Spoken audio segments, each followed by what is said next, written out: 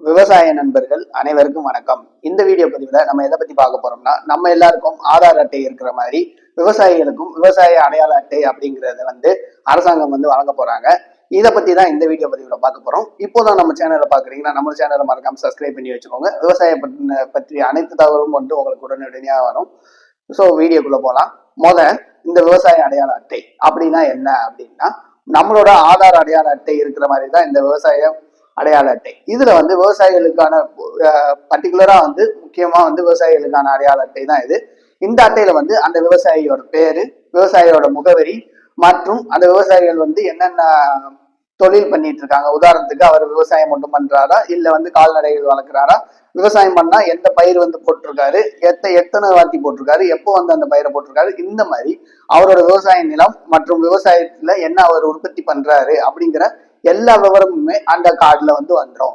இந்த கார்டு எதுக்கு யூஸ் ஆகுது அப்படின்னா, விவசாயிகளை பற்றின எல்லா தகவலும் அந்த ஒரு கார்டுல அந்த நம்பரை மட்டும் போட்டாலே வந்துடும். உதாரணத்துக்கு இப்போ நம்மளோட வாக்காளர் அடையாள அட்டை இருக்கட்டும், நம்மளோட ஆதார் அடையாள அட்டை இருக்கட்டும், இந்த ஆதார் அடையாள அட்டையில இருக்க அந்த 12 நம்பரை போட்டோடனேவும் நம்மளோட முழு விவரமும் வந்துடுது இல்லை. அதாவது நம்மளோட பேங்க் எங்க டீட்டெயில் அக்கௌண்ட் வச்சிருக்கோம் அப்படிங்கிற எல்லா விவரமும் வர்ற மாதிரி இந்த விவசாய அடையாள அட்டையில இருக்க நம்பரை போட்டா நமக்கு விவசாயிகளை பற்றின எல்லா விவரங்களும் வர மாதிரி இந்த அரசாங்கம் விவசாயிகளுக்கு இந்த அட்டைகளை வழங்குறாங்க. இது அவசியமா? இந்த அடையாள அட்டை கண்டிப்பா விவசாயிகிட்ட இருக்கணுமா அப்படின்னு கேட்டீங்கன்னா, உண்மையிலே கண்டிப்பா இந்த அடையாள அட்டை அவசியம். ஏன் அப்படின்னா, நீங்க இந்த விவசாய அடையாள அட்டை மூலயமா பயிர்க்கடன் மற்றும் மானிய திட்டங்கள் மற்றும் மற்ற வேளாண் சர்வீசஸ், அதாவது மற்ற வேளாண் உதவிகள் எல்லாத்தையும் இந்த அட்டை, இந்த விவசாயோட அடையாள அட்டை மூலயமா நீங்க இதை பயன்படுத்திக்கலாம். இதை எப்படி வாங்குறது, எங்க போய் வாங்கணும், எப்படி இதை விண்ணப்பிக்கிறது அப்படின்னு நீங்க கேட்டீங்கன்னா, நீங்க ஆல்ரெடி இதுக்கு முன்னாடியேவும் கிசான் கிரெடிட் கார்டு, அதாவது கிசான் சம்மன் நிதி அப்படிங்கிற உதவித்தொகையில ஒரு பங்காளர்களா இருந்தீங்கன்னா உங்களுக்கு நேரடியா அந்த விவசாய அடையாள அட்டை உங்ககிட்டே அரசாங்கத்துல இருந்து வீட்டுக்கே உங்களுக்கு வந்துடும்.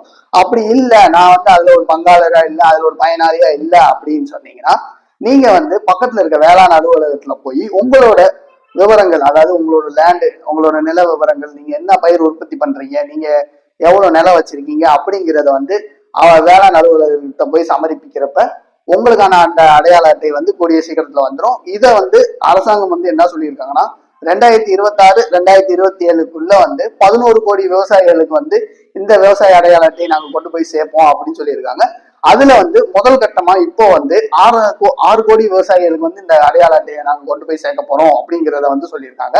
இந்த விவசாய அடையாள அட்டை மூலயமா ஒரு விவசாயியை பத்தி இருக்கிற எல்லா தகவலும் மத்திய அரசாங்கத்துக்கு நமக்கு தெரிய வரும். ஒரு விவசாயிகளை ஒரு டிஜிட்டல் முறைக்கு கொண்டு வர்றதுக்கான ஒரு புதிய தொடக்கம் தான் இந்த விவசாய அடையாள அட்டை. நமக்கெல்லாம் ஆதார் அட்டை இருக்கிற மாதிரி பர்டிகுலரா முக்கியமா விவசாயிகளுக்கு மட்டும் இந்த விவசாய அடையாள அட்டை செல்லுபடியாகும்.